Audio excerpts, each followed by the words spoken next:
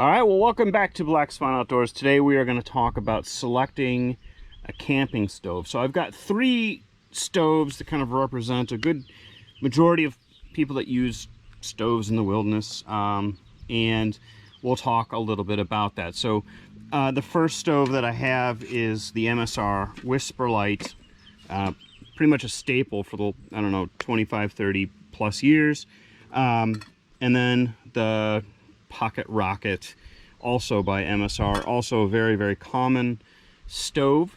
And then representing fire, I have just a gasifying stove. So we'll talk a little bit about the pros and cons and help you kind of select a stove. Let's say you want to get into backpacking or car camping or canoeing, canoe travel or whatever. What kind of stove that you'd want to select for a trip. So not all stoves are the same. There's pros and cons to all of them. I've got these three stoves, which pretty much covers most of my camping and wilderness travel experiences. So we'll talk a little bit about some of the pros and cons between the two and where they fit. So we'll start with this Dragonfly. I'm sorry, let's start with the MSR Whisperlight. This is a white gas stove. And so white gas, basically you just fill the bottle with the white gas. And then this plunger here creates the pressure. The pressure pushes the water, the gas, or the fuel into the burner. The burner turns it into a gas essentially, and you get a nice hot flame. And so to start this type of stove, you would fill this small cup with a little bit of fuel, light it, it warms the jet, and then turns it into a gas as it's flowing through essentially. So these are fantastic stoves. It's my go-to stove for most of my wilderness travel, to be honest. And that's because that it's a little bit more efficient in terms of weight over the course of about 3 days. That's my cutoff. So if I'm going to go backpacking or canoeing, it's worth the extra weight. It's actually lighter in fuel overall. For multiple day trips, week-long trips, you're going to be better off. If you're doing international trips or white gas is not available where you're at, or if you're doing resupplies, there's an international version of this stove that you can get. You can burn this off of kerosene or gasoline and other types of fuels. So it can be kind of multi-purpose. The other nice advantage of this particular stove is everything is field strippable. So I can take this all apart, I can clean the lines, I can replace broken parts, that kind of thing. This particular stove I've been using for at least 15, 20 years. And like I said, you buy the replacement kits and it lasts absolutely forever. Boil time on this is about 6 minutes or so on average, 6 to 7 minutes. And then as far as how long the containers last, I say I get generally about 3 days. So I mark my bottle with kind of half full, 3/4 full, 1/4 full, and I can kind of get an idea of how long that's going to last. So if I'm going for a shorter trip, then I can kind of figure out, I don't have to fill as much fuel in there. But I don't know if you can read that, but it says day 1, day 2, day 3 on average up to the fill line. And that, to me, for most of my trips, that does well. Another advantage, depending on what you're cooking, is the lower center of gravity. So because we have a lower center of gravity on here, you're not worrying about meals tipping. And then also you have much longer burn time too. So if you're cooking nice backcountry meals, non-dehydrated meals, water-based meals, or dehydrating based meals, then you have a lot more burn time, you have a lot more flexibility, you have Depending on how you control the stove, you don't have as much control, but you can still simmer fairly well with this. It does really well in the winter as well, in cold environments. So if you're doing a lot of winter camping, you know, so you basically can kind of take your fuel or the stove and kind of use the, you know, decide what kind of fuel based on the type of cooking and where you're going. You know, you pressurize it, you know, manually. So if you're at altitude, you can get that nice and the pressure up high, so you can get a nice hot flame. You can put a lot of pressure on there and get a really hot flame and boil water pretty fast, as I said before. So lots of flexibility. I generally, when I'm taking this stove, just me, I generally pair this with a stainless steel pot system. I know a lot of people go with titanium, and there's other types of like Teflon and that. But to me, I feel like the best kind of all-around cookware is stainless steel. And so I basically just bring that kit. This is a MSR kettle that I bring with me as well. And then I have a little koozie that I've cut out to keep the water warm, to help keep fuel efficiency. So along the edge of this, then I have the heat exchanger on here, which you basically just kind of push down, and that helps concentrate that heat all around the pot. So this helps kind of boil water faster and conserve fuel. So it's something that's certainly worth the wait on longer trips. Going alongside that, then,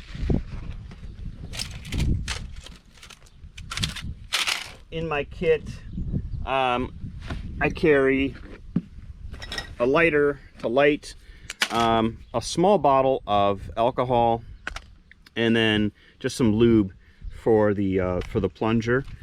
So you definitely want to use a windscreen around the pot for sure, and in particular areas where you get lots of wind, in particular, then having a bottom windscreen also helps conserve fuel. So on longer trips, you definitely want to do what you can to conserve as much fuel as possible. And one of those things that you can do is you can fill this little cup with alcohol on here, instead of running gas and burning that gas off. It saves a little bit of fuel, but what it really does is it actually burns cleaner initially, so it burns hot, burns fast, so you can start the jet process. But it also then kind of keeps the bottom side from getting super sooty, and that, when you're packing away your stove, helps keep the stove lines clean, and also keeps all your other gear and everything else inside your pack. But I definitely keep this in a stuff sack when it's in the pack anyway. So a little bottle of alcohol goes a long way, and you can use the alcohol for other things as well on the trail. Now, on a shorter trip, or sometimes as a backup stove, then I'll go ahead and use one of these propane butane mixes. The propane butane mixes help kind of make it a little bit more serviceable at altitude and colder weather. But it's not going to perform as well when the canister is cold. So if you're doing a lot of winter camping and you want to save some weight, you can still take these stoves. I would just suggest sleeping with the canister in your sleeping bag, or putting it in the pocket. A lot of times, camping parkas or down parkas have big pockets on the inside for water bottles and for stoves for that reason. So before you start cooking, you can put this in your jacket as your parka as you're walking around, and warm that stove up, and you're going to get a better performance. These are also, since they're lighter and there's no liquid stove, if you're forced to cook in your vestibule or in your tent, this is going to works a lot better. I've got a little kit of stainless steel cables for winter camping and mountain camping, alpine camping, that I can hang this stove from my loops on my tent. Certainly you want to be careful doing that, because you don't want to spill, and you also don't want to kill yourself with carbon monoxide. But it gives you a little bit more flexibility, so that's really nice. These burn really hot, real fast. So we're looking at about a 3 to 4 minute boil time, and this is for a liter of water, or a quart of water. you know, so it's, you know, it's going to vary depending on altitude and temperature, of course, but you can simmer really well with these. So they do work well with simmering. And oftentimes you can find stoves, there are stoves that have a lower center of gravity, like the Whisperlight, that runs off of the propane butane mix. So it would look like something like that, and that gives you kind of a really great ability to cook. So if you like to eat well on the trail, and you want, you know, you don't do a lot of long trips, you know, a stove like that's going to service you really well.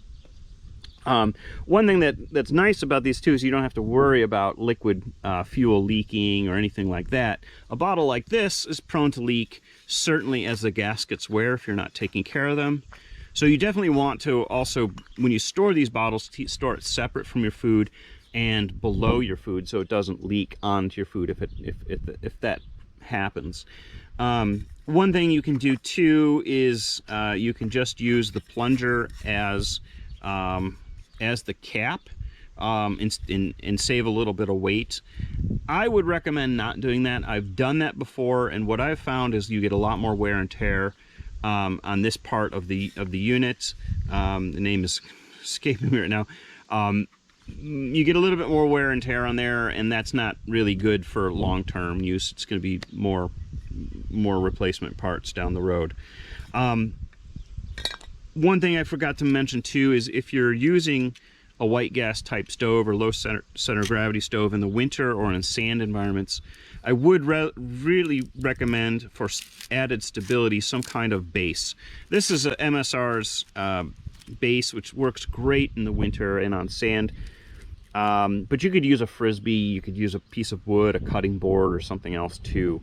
I found that this works really well, and it locks into the legs of the stove. Whether it's worth the weight or not is going to depend on what you're doing with the trip, I think. So so the burn time on these is, as I said, is about 6 minutes. Altogether on an 8-ounce canister, which is what this is, you're probably going to get about an hour and a half of burn time. I have gotten as long as 2 to 2.5 hours with these. So again, it's going to vary depending on the stove, I think, and quality and height and temperature. But they do last quite a while. So you might think, well, oh, that burn time is not very long. Well, if it only takes you 4 minutes to boil water, then you can kind of extrapolate how many meals and what you're cooking, and how you can kind of figure out how many bottles you need to bring for your trip. Now, a lot of times people will bring, and sometimes I will do this too, is bring one of these is kind of as a backup stove, or if I've got a big group of people cooking, I'll bring both stoves so I can get up in the morning real quick and get this stove going to boil water, and then have another burner available to cook something else on. An alternative to that then, of course, is burning, or is cooking straight on the fire, if that's possible too. So a lot of flexibility between these types of stoves. If I'm just primarily cooking like a dehydrated based meals, then I generally go for titanium pot. Super lightweight. It helps because of the conductive nature of the pot, it's going to heat that water up faster, but that also means that water is going to dissipate faster. So if I want to keep water warm for a longer period of time, I'm going to need to put this pot into some kind of koozie or protect it to keep that water warmer from cooling off very fast. Very hot to the touch, of course, as anything would be, but it's going to get very hot very quickly. Not a lot of problems with soot, not a lot of issues, for cleaning the pots and that kind of stuff. So works really well if you want to burn. Now you could go with a jet boil too. They're a little bit more expensive, but they're going to be more efficient, especially at altitude. They can boil water much faster, be more efficient over the long run as well. So, but again, cost a little bit more, but certainly a great option, and a lot of people like them. One thing I'll mention about the pots too is that over the course of using your pots, they're going to get blackened. And this one's not so bad because it's been heavily scrubbed. But the blackening actually helps conduct that heat a little bit more, so it kind of gives you a little bit more fuel efficiency. It does eventually rub off. Let me see if this pot might have. Yeah, this pot's even just as clean. So having a little bit of black is okay, I think. If you don't like to have the pots blackened at all, or if you're cooking over the open fire a lot, then just rub it with a bunch of soap, and then it'll wipe right off. So you don't have to, you're not scrubbing so hard. That's pretty easy to do, so over the open fire. Now, a lot of people like cooking over an open fire, and a lot of places don't allow it because of fire risks and things like that. Then you might want some kind of a biomass stove of some kind. There's foldable backpacking stoves that you can use for cooking and burning sticks, grass, leaves, cow dung even, all sorts of stuff with these biomass stoves. This is a homemade stove made with a Progresso stove can and a paint can sandwiched in there. And basically it's a gasifier. I'll do a whole video on this, but it essentially burns very, very hot, and you can control the heat as well really well. So it's more efficient than cooking on an open fire. And so you're not collecting as much wood, and it burns very, very fast. I don't know, I've never really timed how fast it takes, but I would say it's under 5 minutes at sea level. So small, relatively lightweight, clean. It cools off pretty fast, so you can pack it pretty fast, which was my big concern when I was first using these. But for an overnight trip, this is my go-to stove nowadays, just because I don't like to have to buy fuel all the time. And it makes for also a good backup stove as well, if you needed a backup stove. So again, be on the lookout for another video on these guys. I think that's about it. If you have any questions, or if I didn't cover something, please put down in the comments down below. Remember to like and subscribe, and there'll be more videos like this soon.